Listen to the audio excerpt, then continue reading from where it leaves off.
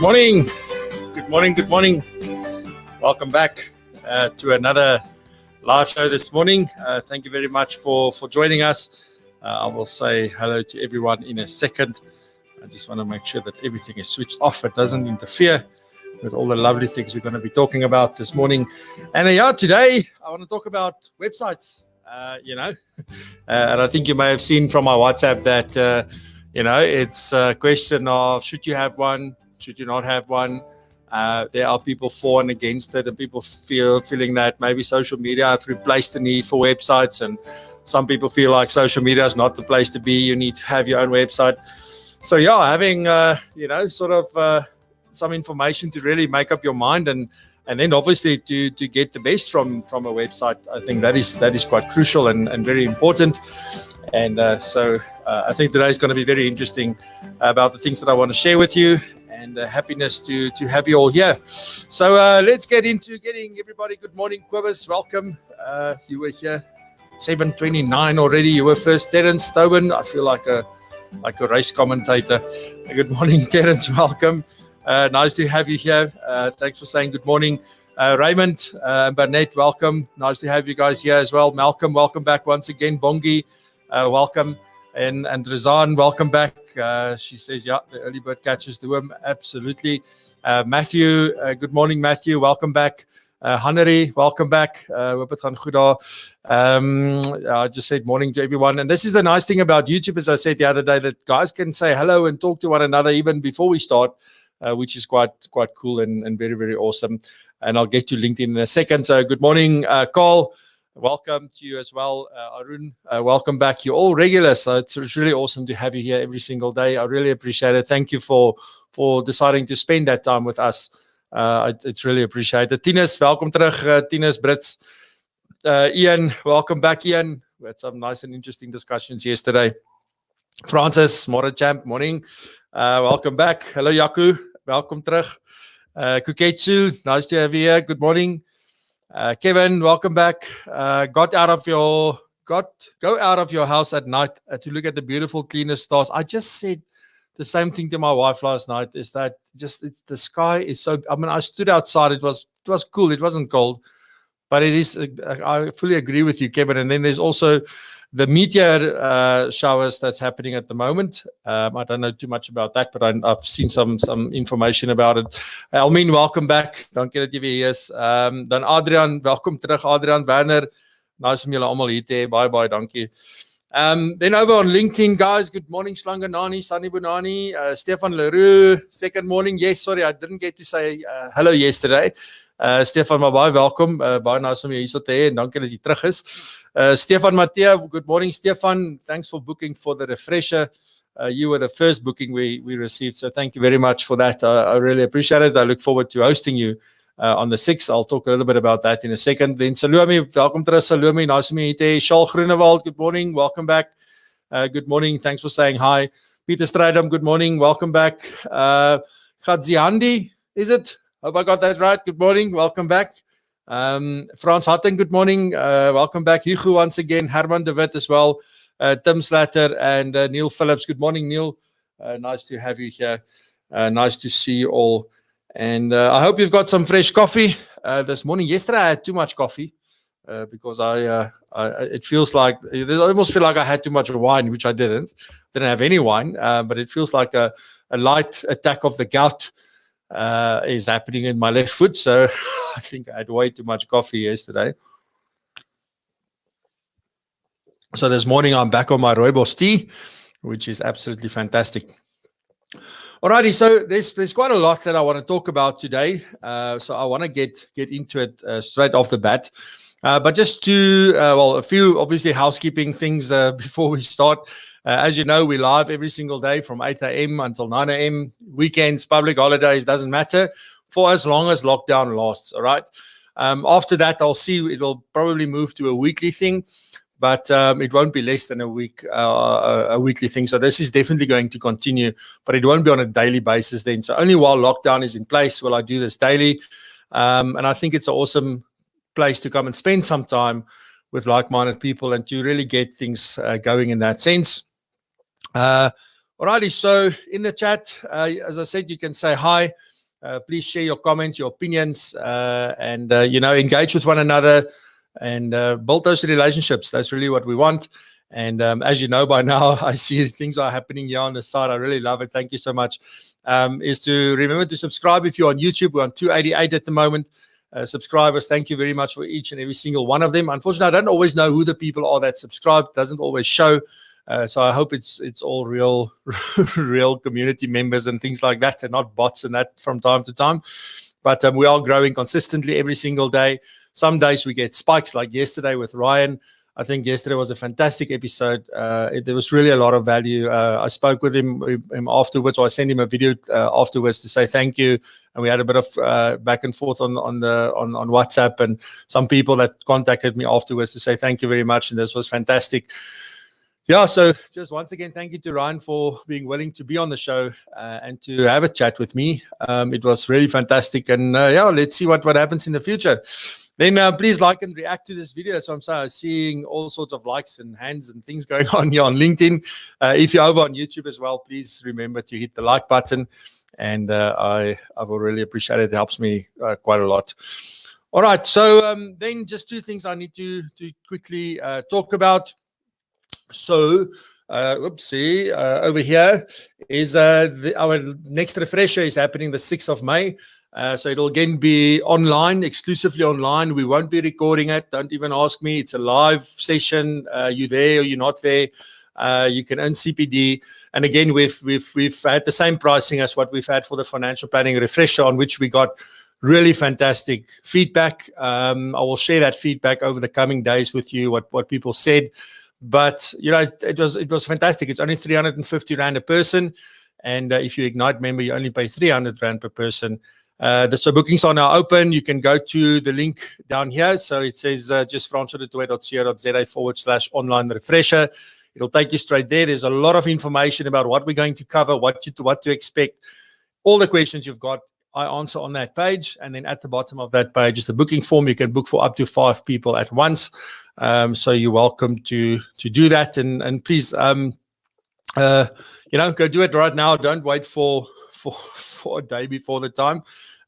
Spots are limited, and people say, but how can it be? It's online. It's because our software that we use we've only got a license up until a certain amount of people, so there is a maximum. So please have a look at that and consider supporting me in that. I'll really appreciate it. We're going to talk about business assurance, and we cover everything about business assurance. But I also sent out an email this morning that sort of says what we're going to cover.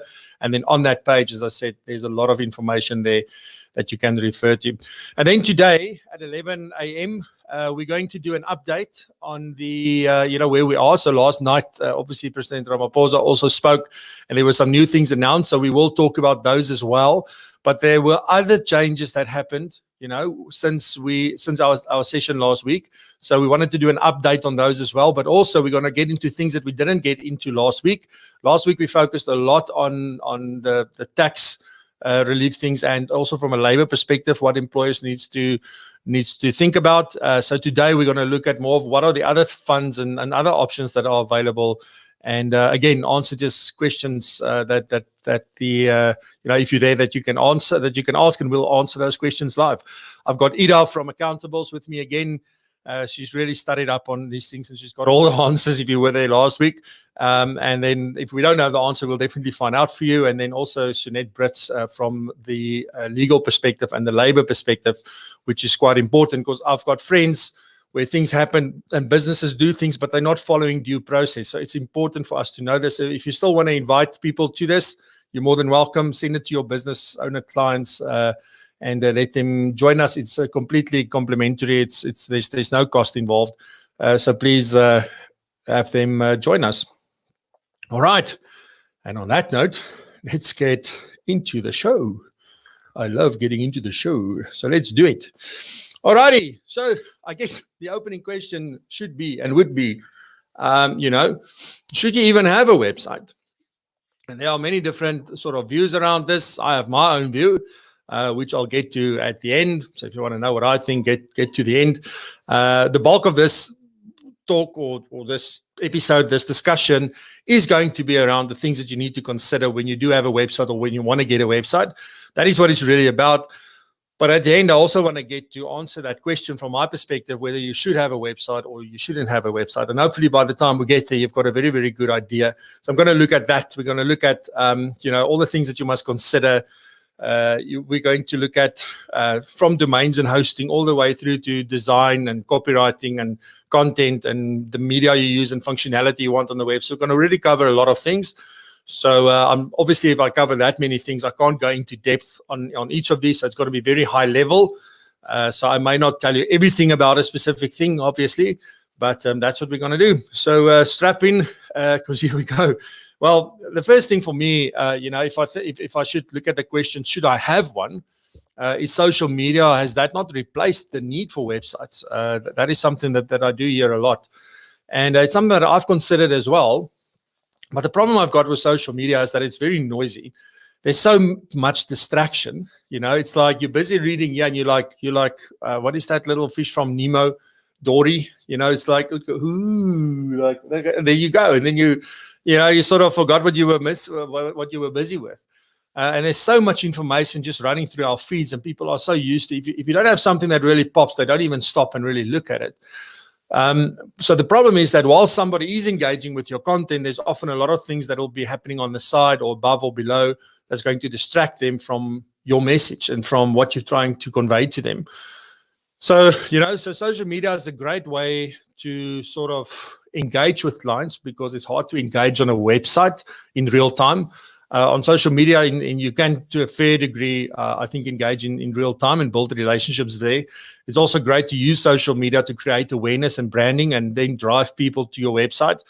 That is sort of what I think. But, for me, when you look at a website, it also doesn't help you having a website if it's not going to add value.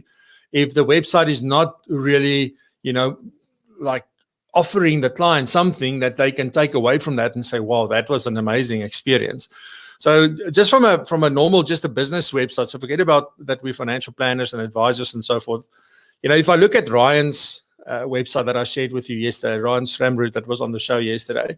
If you look at that website, that thing was masterfully built. It is so easy to spend time on that website and just to read through everything. It's interesting. It sort of, it just makes you go places, and it's so easy to know what to do and where to go and what it is about. So that is really a fantastic website. One of the best that I've seen in a long time. But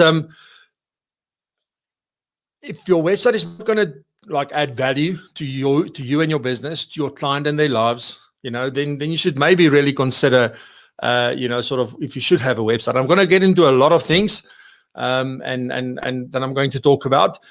But before I get into that, I just want to quickly sort of look at what are the similarities between websites and social media. Because on your website, you would typically have, let's just call it a landing page, or that's the first page that your homepage that people get to, for example. You could have many landing pages, which just you drive people to, but on your website, you typically have a home page. That is the main page where people would end up if they put your domain name into their browser. They land up there, and there's information. There are many different ways to design your website. You can have a one-page website where you just scroll down. You can have many different pages where it will go to different pages. So you can sort of have a lot of interaction, but mainly you can have static pages. So that's pages that always look the same. They convey certain messages. They link to one another in a certain way so that people can go from one piece of information to the next that would make sense to the next that would. So you always want to take them through a process or offer them information in a structured way using those static pages. But then also you have things like content that is more dynamic, things that needs to be updated regularly and that offers new content all the time. So things like for your articles. So that's just, a blog. So for articles, maybe you want to post videos as part of that. Maybe if you've got a podcast and you want to have you post them as articles and in your blog, etc. But that's really what you can do on your website. You can have functionality on that website where people can contact you via completing a form or doing things like that. So if I compare those three things with what social media offers you at the moment, let's just take LinkedIn, for example. So LinkedIn, for example, offers all of this because you've got a profile, which is almost like your landing page. You've got you can write articles that you can post. So that is like your blog. You can post videos there. You can post updates. You can send messages, which is like completing a form on your website. So that's why a lot of people are saying, but my website is different from my, I don't need a website because I can do all of that on my social media profiles. And for that matter, Facebook is the same. You can do a lot of that stuff on Facebook as well. You can do a lot of it on Instagram. There's all these different platforms that you could use where you can more or less do the same kind of thing. But from our point of view, LinkedIn, I think, is the one that is the closest to offering everything that a website would offer. Okay, so I'm going to come back to that. All right, I'm not going to give you my opinion as yet. We'll see.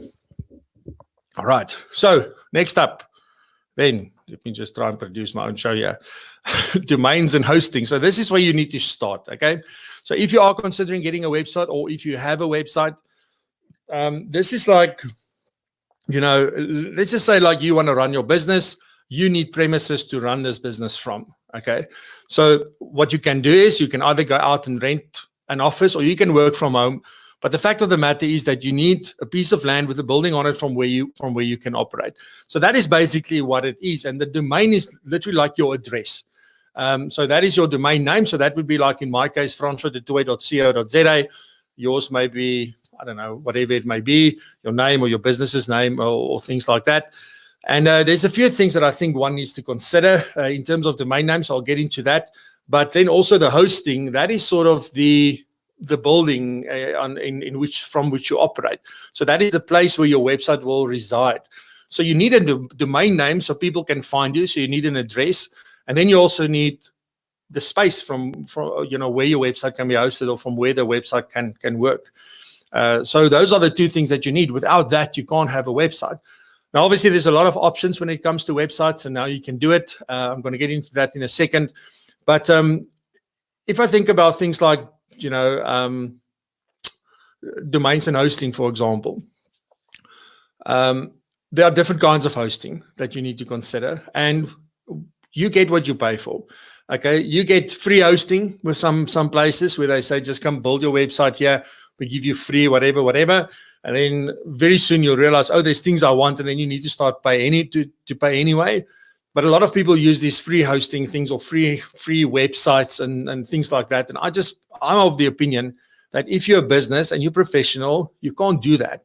If you are still using your Gmail account with your clients, I really want to urge you to seriously consider that and get yourself a domain name, because it is possible to register your own domain name and just use it for email.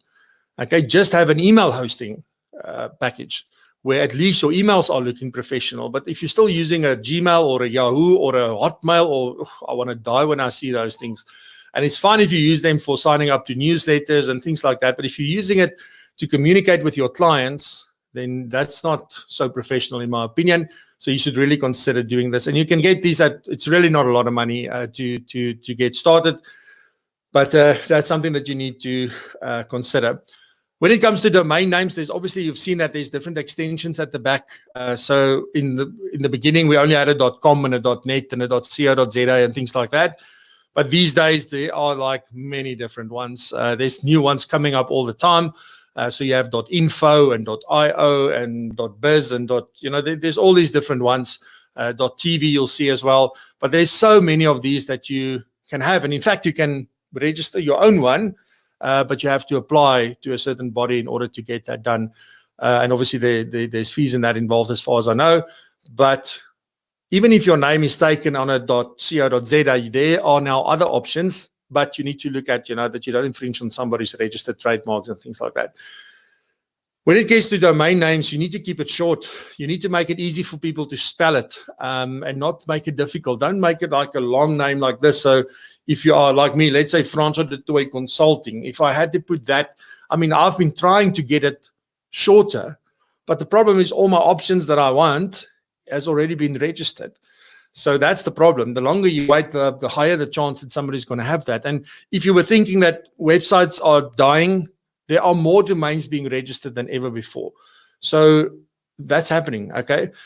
So those are some of the things that you just need to consider. So keep it short, keep it easy, make it memorable, make sure that it's on brand, obviously. You don't want to come up with some weird and wonderful name that's got nothing to do with your business, and that people won't be able to associate you with that.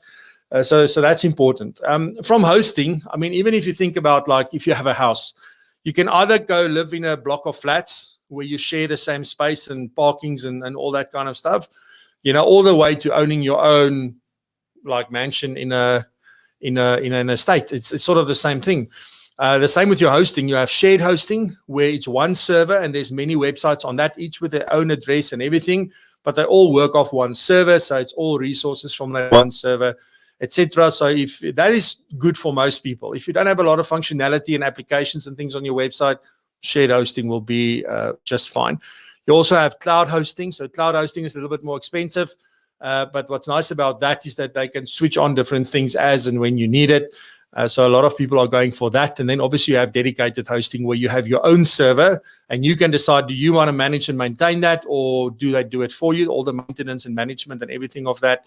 So I know that gets a bit technical, but that is that is like the estate, property in the estate where then all the resources are yours. You're not sharing it with anybody. There's nothing, you pay your fixed thing and there you go. So most people will just start off with shared hosting. And I'm going to get into all the options that go with that. But that's really the things that you need to consider. Just quickly in terms of domains, it's the same like you're paying your rates and taxes, So there will be a fee to register that domain. So it's like buying a new property. You got to pay transfer duty to get that onto your name. You're going to pay a registration fee to register it. It's as low as 75 Rand usually. Can be more. If you have somebody do it for you, it can cost you more because there's a service being rendered. You don't have to do it yourself. But anything sort of from 75 Rand and up. And then depending on the type of extension that you're buying, it can be more. So .coms are more expensive, .io, .info, those ones are quite more expensive than your normal .co.za, etc. So yeah, just, keep that in mind. And then annually, as I say, rates and taxes, you've got to renew that on an annual basis, usually for more or less the same fee as what you've paid to register it. A lot of hosting providers, ISPs, internet service providers, if they give you hosting, they will say, well, the first year, if you host your domain with us, so if you host your website with us, you use our space and you pay us for that, we can register the domain for free in the first year, but you will still pay those renewals usually from the second year onwards. So those are just some things to consider, because I think one of the things I want to drive home is that, it's going to cost you money to have a website, and you've got to be willing to invest into that. If you're not going to be willing to do that, then rather don't do it, because it's just going to become something that you, like a grudge purchase kind of thing, and that's not what it should be from that point. All right, so that's domains and hosting. Let me just see some of the things that's happening on the chat quickly. Good morning, everybody. If I haven't greeted you yet, I just wanted to say good morning. I really appreciate you being here. Terence, website hosting is so affordable today and offers complete control and protection. Best decision I made years ago, and also to use Office 365 via monthly rental. I must say, when they came out with that, Terence, I was like, what the hell? But it made sense, because at that point, I think I paid $7.99. Okay. And then it went, and that was fine. That was like awesome. You get all these things. I could install it on a number of computers because we've got the home edition. And then the next year they put it up, and the next year they put it up. And I thought, oh, you see, this is where it's going. But then you start realizing, like, you always have the latest apps. You always have the latest functionality. There's never a thing of, oh, now my Excel is still 2007 and now they're already in 2025. So now what? Now you need to pay 5,000 or 6,000 Rand. So here you pay annually, and you get all of that, and with some of these packages, you get exchange. So meaning that everything syncs, everything integrates. It's amazing. So I agree with like these kind of, software as a service kind of thing versus just purchasing it outright. And you will always have people who rather want to purchase it outright and then upgrade as and when they need. But I think you spot on there. It's a long story to say I agree with you. I like your analogy of buying a property. Thank you, Kevin. I appreciate it. I'm trying to sort of like just explain things that would make sense. We also have a lot of conversations with different people. Let me just see if there's any specific comments here on LinkedIn. Kosazana Queenie. Yes, it is. You can have a look on my YouTube channel. It is over there. You'll just see episode 33 with Ryan Stramroot. You have to go check that out. It was fantastic. So, boom, boom, boom. Thanks, guys, for the support about the business assurance refresher. I really appreciate it. Thank you. Yes, so I see Peter shared a link there that you can use to check if the domain that you want is available. I also use registerdomain.co.za to register domains. So yeah, but your ISP will also offer that. You can also go to the who is. If you Google who is, you also find the thing to go check whether it's registered and who's registered it, whether they're up to date, and and you go check if that website is actually being used. Sometimes you can purchase back that domain if somebody's not using it. Alrighty, cool beans. So let me talk about design. And there's obviously a few options here. Most of us start off with DIY. So you just want to do it yourself. You sit and I had a discussion with someone the other day that asked me, and he said, I spent 2 months, on tutorials and things to build my website and that. And that's where often, specifically if we're younger, I think it's easier to go and sit and figure this out because it's interesting and you want to know how it works and all of that. However, a lot of people don't have the time nor the inclination to do that. If I had to tell my wife to go and learn how to build a little website, she's going to tell me to go run in the street or something.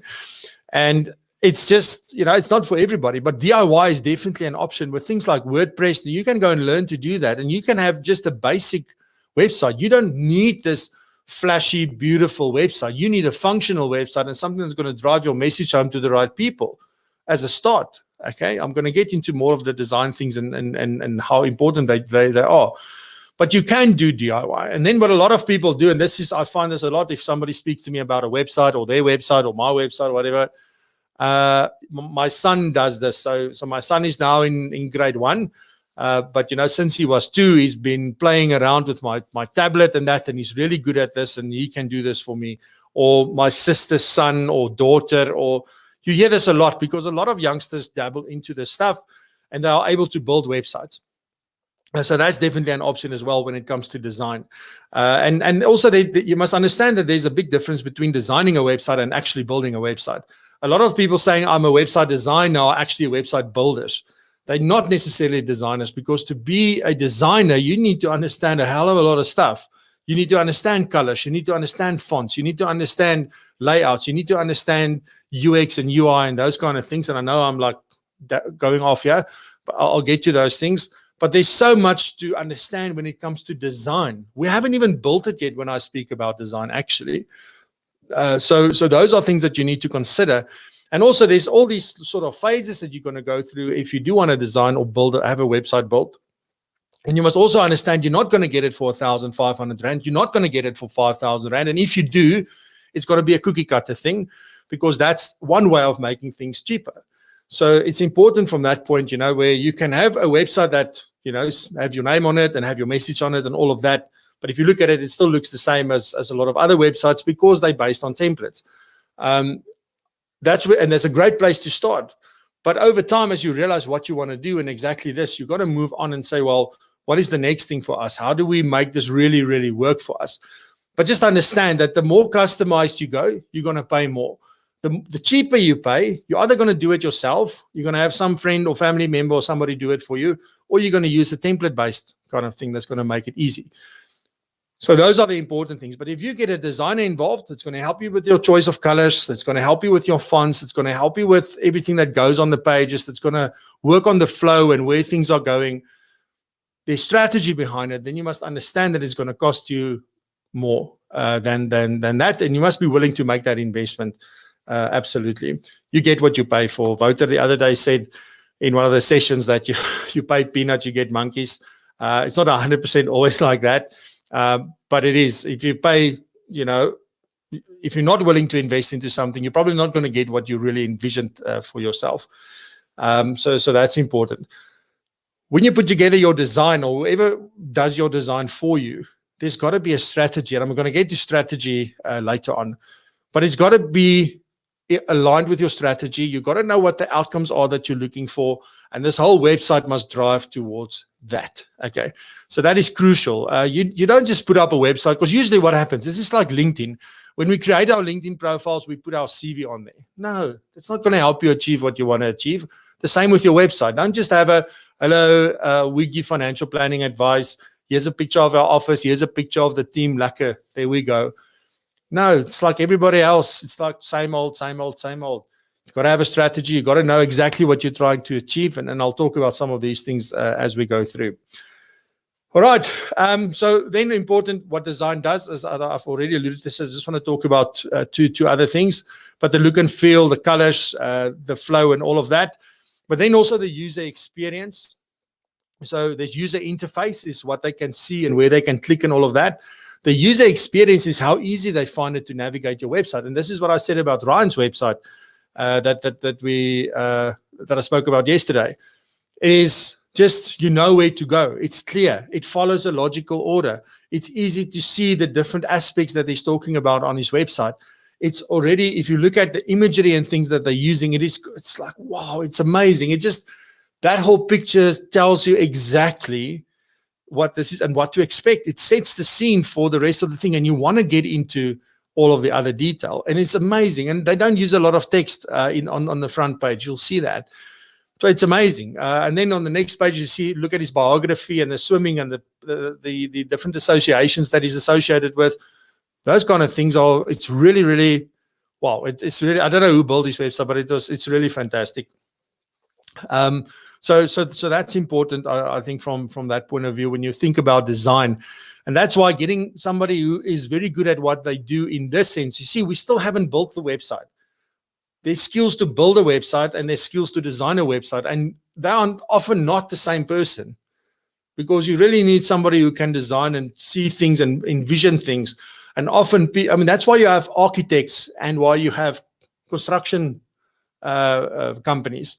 So the architect will design and bring the vision to life, and then all the construction company must do is follow the plan and then make sure that it looks like that at the end of the day. But they didn't come up with the design and the functionality and, you know, how many rooms we need and this and this and that. No, you go to an architect. It's the same thing with your website. Oh, I'm getting excited this morning. I'm very passionate about these things because it's so interesting. Kobus, thanks for sharing the link with Queen. It really will help, definitely. Thank you very much. Let me just see. Kobus says, Francois, you're making much sense. I, for one, have transformed my LinkedIn to become my website, CV, blogging tool. Yep. But it is all about how you manipulate it. Absolutely. I do, however, combine this with Profile Me and my domain. So you do have and that's nice. And Kobus has got a .com domain. I see a lot of people, particularly if you're building a personal brand as well, to have a .com domain is really a good idea. Mine is taken. I'm so upset, but yeah, we'll see. I want to see if they still use it. But it is not product related or even services related, but for information sharing mostly and building the brand. Yes. But you see, Kobus, so you're very clear on the purpose of this and how you use it and where it fits into your strategy. Ultimately, guys, it's what works for you. It's not what works for me and what I think and what the next person and the other website designer and this, because everybody's trying to sort of obviously tell you what to do. But ultimately, certain things are going to work for you and certain things are not going to work for you. You know that a Maserati is an amazing car, but that's not what you want or need. Maybe you just want a nice, I don't know, whatever other car, not a Maserati. Maybe you want something bigger. I don't know. But those are the kind of things that we need to consider. Okay, there's no more things over here on YouTube. So yeah, let's talk about copy and SEO. So copy, it doesn't mean that you copy a website. What I'm talking about is copywriting. And what is copywriting? Copywriting is just, in simple terms, the words that you use in order to convince somebody to do something, to take an action. And it's really also the words that you use to convey your core message. It is the words that you use to inform someone, to educate someone. So that is literally, like if I say copywriting, the words that you see on a web page. It's the words you write in your email. It's the words you write in a newsletter. It's the words you write in an article. All of that is copywriting. All right. So obviously there's a way to do it. And there are people who are better with words than others, definitely. But also, I think a copywriter that's very, very good will make sure that it sounds like you. That's the trick. So they will know what to focus on, where to position things, how to keep things short and concise and clear. but they will also know how to make it sound like you, because that's important. It doesn't, like, if they meet you and say like, yeah, like, hey, these two people, they don't sound the same, you know. Yeah, so I think from that point, that is very, very important. But again, everything that is on your website from the time, and just think about, and you must maybe, you know, look at when you visit websites. If you do, if you visit websites and you land on that website, what is the first thing you're looking for? What is the first thing that you're wondering? The first question you want answered is, am I in the right place? That's the first question. Am I in the right place? And is it what I see on the screen without having to scroll down or left or right or click anything else? Does it confirm that Francois is in the right place? So that's the most important thing.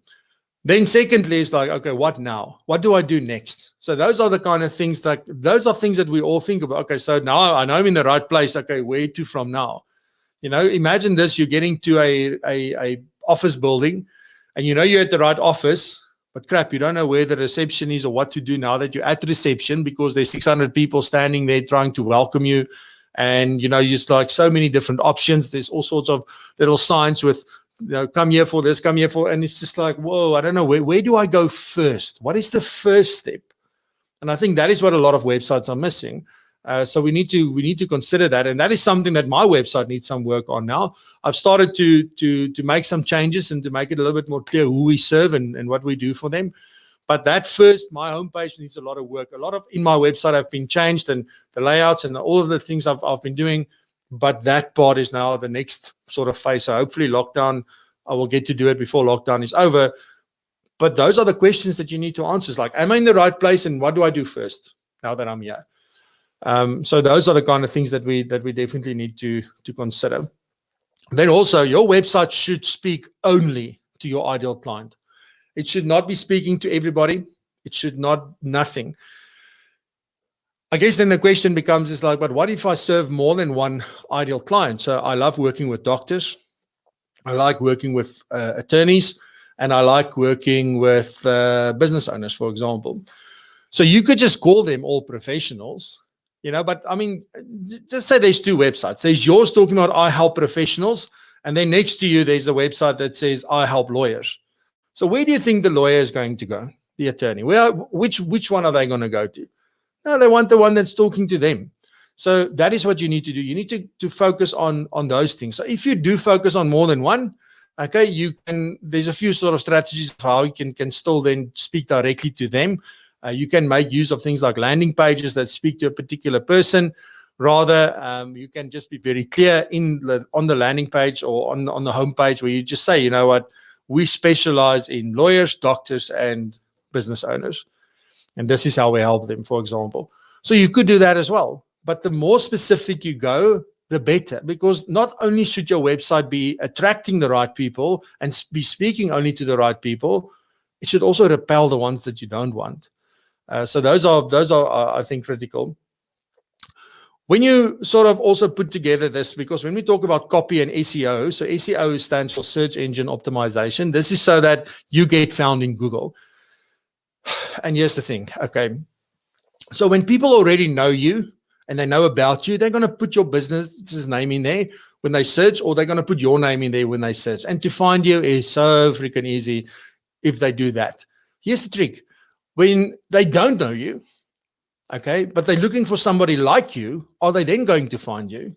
And those are the things that you need to be thinking about. Like when people who don't know you go onto Google or Bing or wherever they go and search, DuckDuckGo, all right, what do they enter into the search engine? What do they enter into that little search bar? Are they going to say financial planner? Are they going to say financial advisor? Are they going to say, I don't know, wealth magician? Because we call ourselves all these weird and wonderful names. And that's my point about all of this always, is that just say what it is you do and don't try and get fancy with words, because you need to think like your client thinks and what they would be searching for. So do they go financial advisor? Do they go financial advisor in Krugersdorp? Do they go financial advisor near me?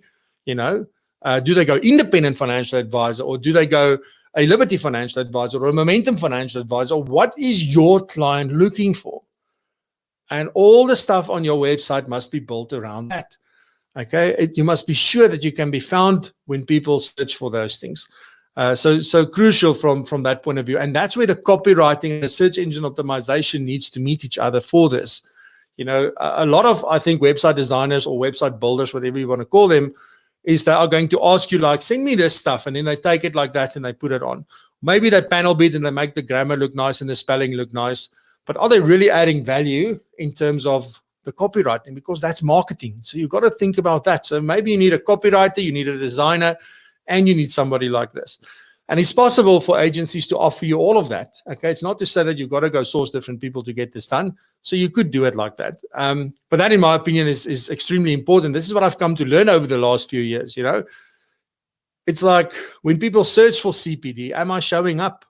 If they're searching for online CPD, am I showing up? If they're looking for financial planning training, or for estate planning or business assurance training, or whatever, am I showing up? Because they're not going to look for Francois du Toit. Unless you know me, there's no way in hell you're going to look for me.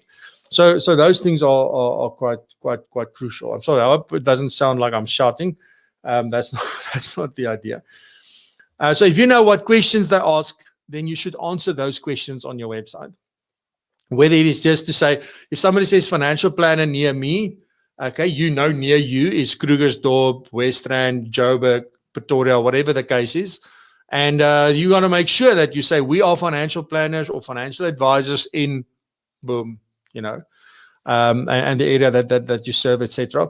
And this is maybe from a technical point of view, but this is something that your website designer or builder should do, is to submit your website to Search Console on Google at least. You can also submit to Bing and Yahoo and all these other different places. But what you basically do is you list there and you send them now the word escapes me. I forgot the basically just a layout of your website. I can't remember now what it's called. A sitemap. Sorry, you send a sitemap to them, and they understand. And then when their bots are crawling your website, it understands how things fit together, how things link, and they can, based on that, start to sort of determine, you know, how relevant your content is to certain questions and when certain people ask certain things. And there's some wonderful things that Google are doing that we can talk about. So I don't want to get into SEO because I don't think it should be it's not what you do. You're a financial planner and advisor or accountant or tax practitioner. But you just need to know about this so that at least you can ask the questions around that. All right. So let me run before I get to media and content. Let me see quickly. Neil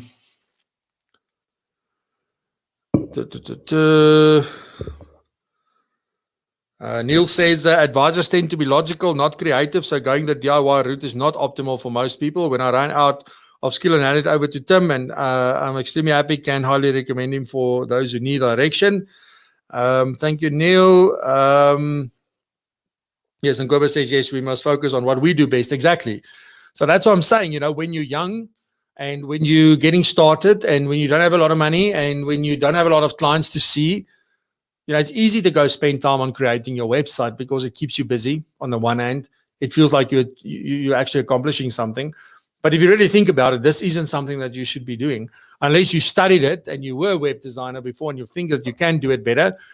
You know, go do it. But still, it's not what you're supposed to be doing. That is not your core thing. You must always focus on your core thing. And remember the 3 things I spoke about in another episode. What are the 3 things you need to do that will earn you income? And building a website is not one of them. Okay. So cool beans. Righty. So media and content. Let's talk about that. And this is also something that I've got some very strong opinions about. And when I talk about media and content, so media would typically be the images that you use throughout your website. So not as part of articles and those kind of things. I'm talking about in your website itself, okay?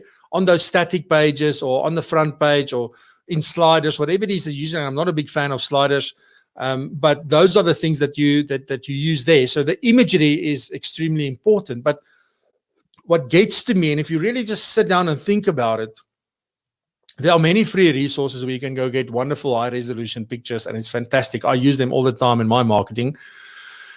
But when it comes to your website, do you really want to put a picture? So let's say you focus on people who retire or who's close to retirement or people who's in retirement. So you only work with retirees. That's who you speak to. And we must also just, by the way, get out of this notion that if I do that, then nobody, if their child needs something, they're going to come to me. No, they will. They're going to ask you, listen, we trust you. We love you. We think you're fantastic. We know you can braai a steak perfectly. Please, will you help our child or our friend or our family? Yes, because you do. But you want to attract a lot of the right people. So don't be afraid to speak to that one ideal client. But anyway, so you work with retirees, and now what do you have as a big, like the hero image on the first page, on your homepage? The hero image is usually what you see above or just on the screen without scrolling down. That'll be the main image usually. And not everybody's got an image there. Sometimes it's just plain text. Doesn't matter. But if you have an image there, I mean, have you seen these images with these two older people, gray usually? They are happy. They're laughing. Often they are running on the beach, jumping, clicking their heels. Like, how many of your clients do you know that do that? How realistic do you think that is from most people's perspective? How real does that seem from most people's perspective? Great photos, great images, brilliant. It looks fantastic. But the problem is, it's not real. And that's why I'm not a big fan of stock photos for these kind of things. I would rather, imagine this. Imagine this. If you can get some of your own clients to pose for pictures with you, with them in the picture, and you can just share a story around that, or you can just say, these are the kind of people that we help. If you work with doctors, get a doctor or 6 and take a picture with them and be on there. But it should be images of you, your business, your staff, your clients. If you really want to have an impact, because people will say, wow, those are people like me. This is real. This isn't just some made up sort of thing to make it look nice, because there's a balance between being authentic and looking nice as well. So I would rather err to the side of being authentic in that sense. All right, but then there's also this issue around, and this goes for your marketing on social media. It goes for your website, your articles, whatever it is. A lot of people, just out of onkunde, I don't know what that is in English, just plain for not knowing and not thinking about it, I guess, is that we go onto Google and we would search for an image. And you would search and say, well, let's just say I want, let's just say I want to search for an image that is going to convey that there's a problem. And I go and search for that. Google Images will give you a whole host of things, and there will be very nice images there. The problem is that 99.9% of those images are copyrighted, and you cannot use it. You need to get permission. But what do? It's available for free. You download it and you use it, because I found it on the internet. But those things are copyrighted, so you can't use it. So you've got to be very careful about the images that you use in all your marketing, in anything that you do. So there are some great resources that you can use. In my social media webinar, I actually share a whole page full of them. But there are ones like Pixabay, Pexels, Unsplash. Then there are paid ones where you can get nice stock photos. So you can do that. Envato has got an offering in that sense, where you pay per image, or you pay for a subscription, and you can use those images. iStock, I don't know. There's many of them. So obviously, when you pay for images, they tend to be better. But then, like a website like unsplash.com came along, where people upload high resolution, proper photographers.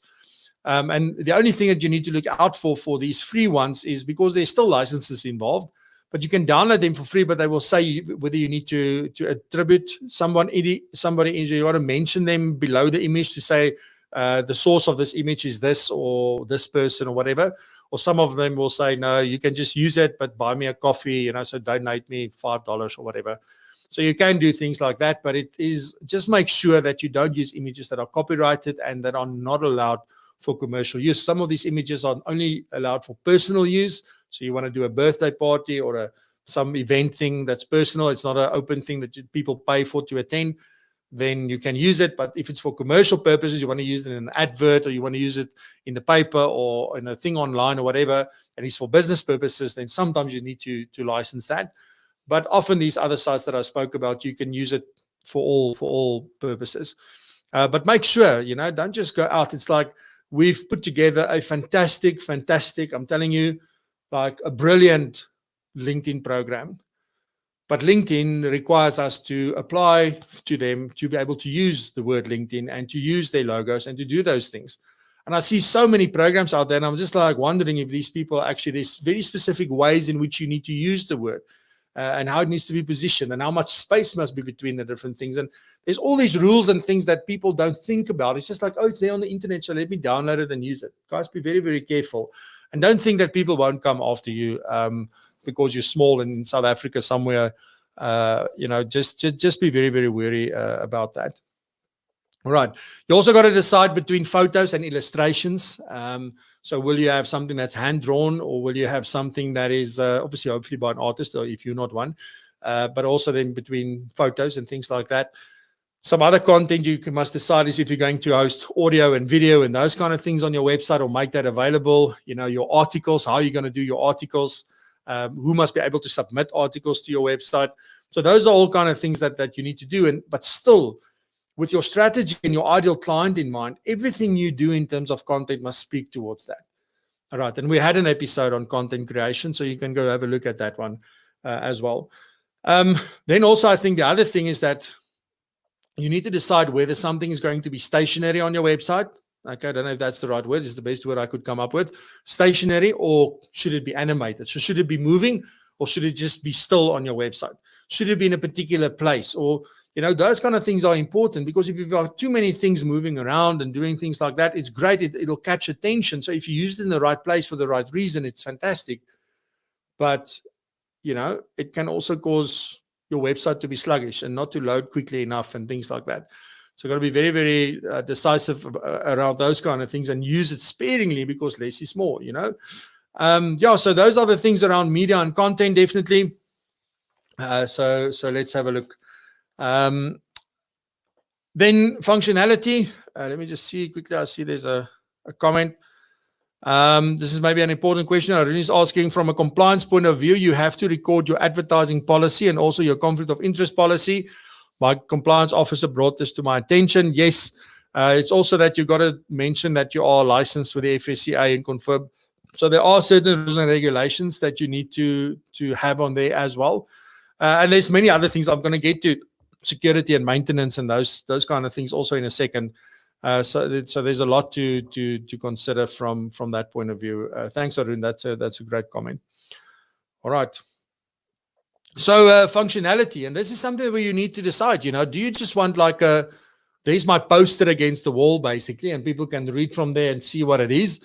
Or do I want people to be able to contact me via my website? Do I want them to be able to download stuff? Do I want them to be able to register and get access to something else? Do I want to offer calculators? Do I want to offer them sort of a way to apply for something through there? Do I want to offer them a way to send me information? Do I want to offer them access to a client login to my CRM, for example? So those are all the kind of things that one would need to consider when it comes to functionality. So is it only an information giving website, an educating website, maybe a little bit of entertainment? Or do you want it to have functionality as well? And often I think one would have a phased approach. So you would start off with, let's get all the information there. Let's make sure we're happy. Let's make sure we communicate the right information. Second phase would be, okay, how do we introduce certain things? So how can we allow them to sign up to our newsletter? How can we allow them to contact us if they've got something that they want to do? So those are some of the basic functionalities. And then you can go on to phase 3 to say, okay, what is the next thing? What do we now want to offer them? Don't try and do all of this in one go. I don't think it's feasible, number one. And also from an investment perspective, maybe you'll need to spread it over time.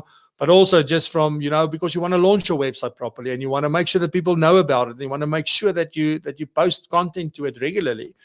Because the more up-to-date the content is, particularly on your blogs and things like that, the better you rank in Google for search terms. If, again, those things are answering questions that your ideal client is asking from that point. So lots to consider when it comes to that.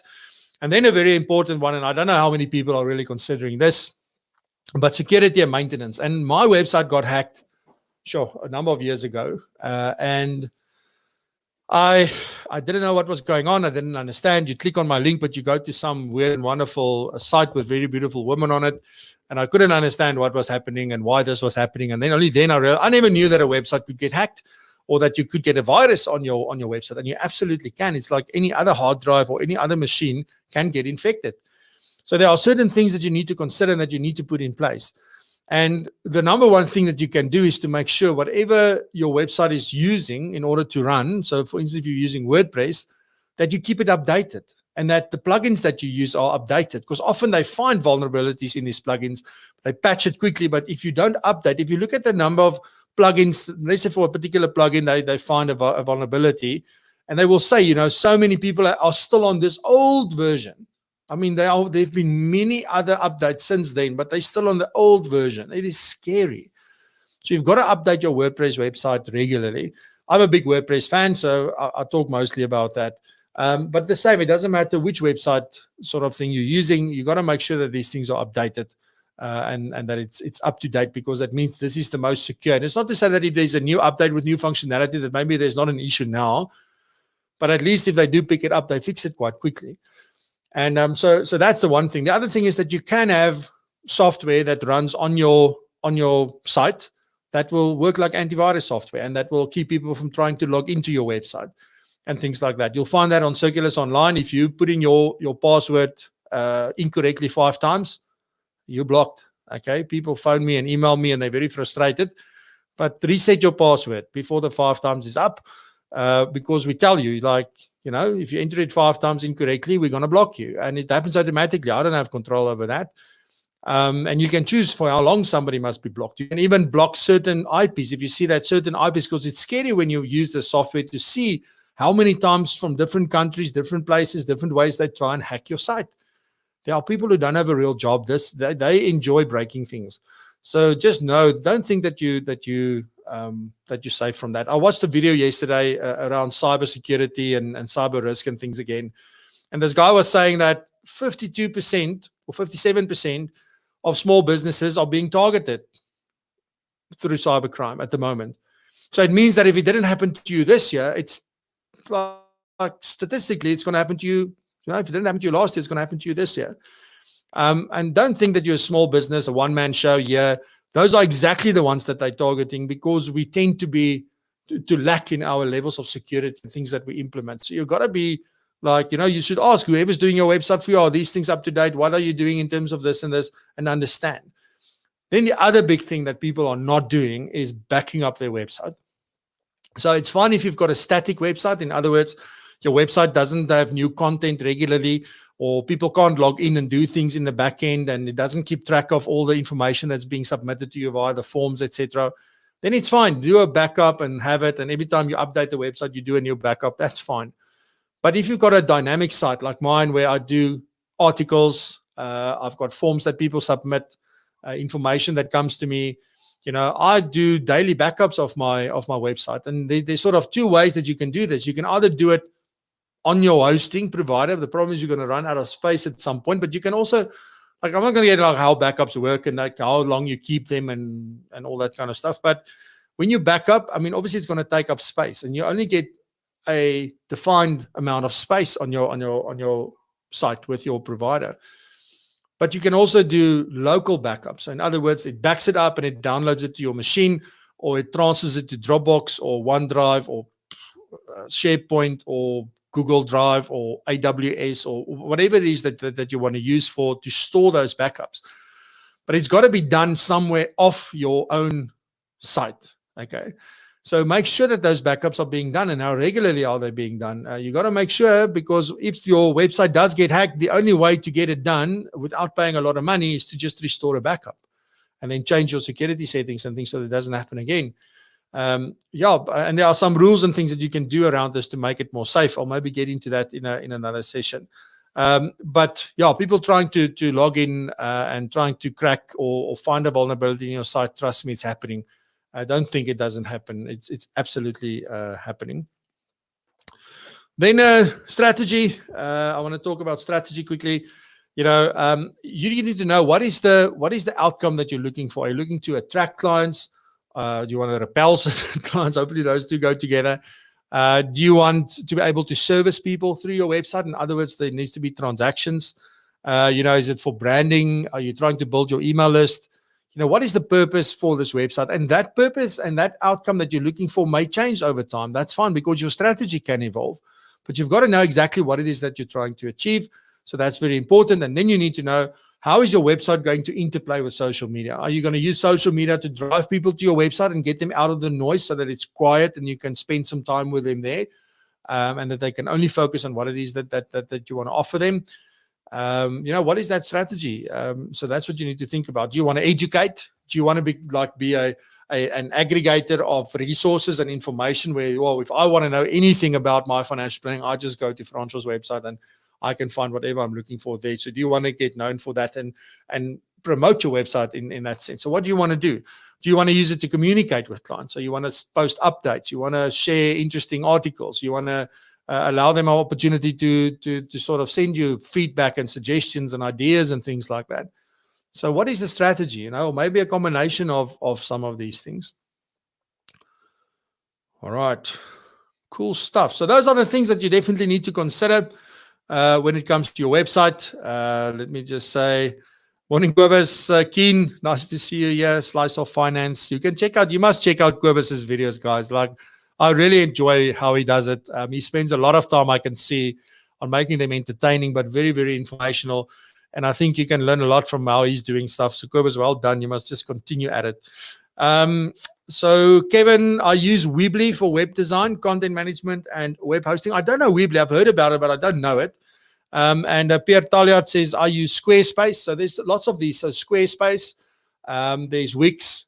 There is, what's the other one? There's another one that's quite well known. And then obviously you have WordPress, which is a content management system. And then you have, at WordPress, you can have WordPress.com, which is you go create a site on WordPress, or you can have a self-hosted WordPress, which I'm using. So I've installed WordPress onto my hosting site, and you can control any and everything there. So that's like a self-hosted solution. Obviously a bit more difficult to do.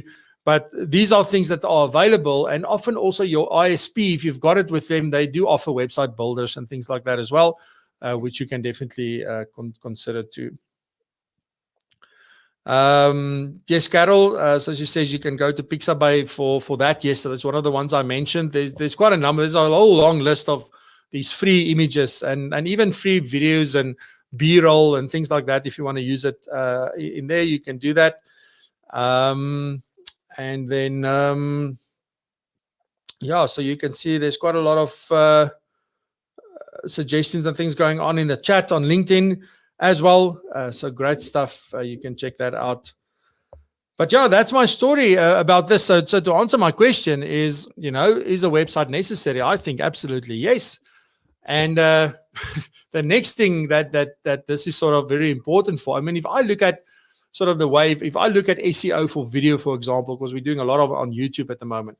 So you look at SEO for video, you look at SEO for audio, those kind of things that's becoming more and more prevalent, and people are preferring to use these kinds of mediums over other things. The copywriting and the words and getting things into text is so vitally important still. So you're going to have a website because, it's fine. If you go search for Francois du Toit, I can promise you there's LinkedIn profiles and Facebook profiles and things that come up on the first page. But it will say, I found 35 Francois du Toits, or I found 35 or 20 of this person. Like, okay, crap, so which one is it? Versus when my website comes up, it clearly says Francois du Toit Consulting and Technology, and it's clear to see, this is the one that I'm looking for. So, from that point, I do believe that you need a website. I'm totally pro a website, but it's got to be like really, you got to put some thought into it. Don't just get a website for the sake of getting a website. This is not like a policy is better than no policy. This is not one of those things.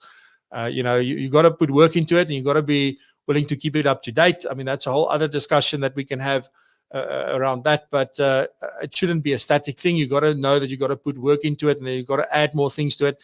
And even you don't have to do it yourself. Even if you just write whatever you want to go on there and then send it to somebody to publish for you, or you get somebody that offers that service or whatever it may be, those are the kind of things that you can look at.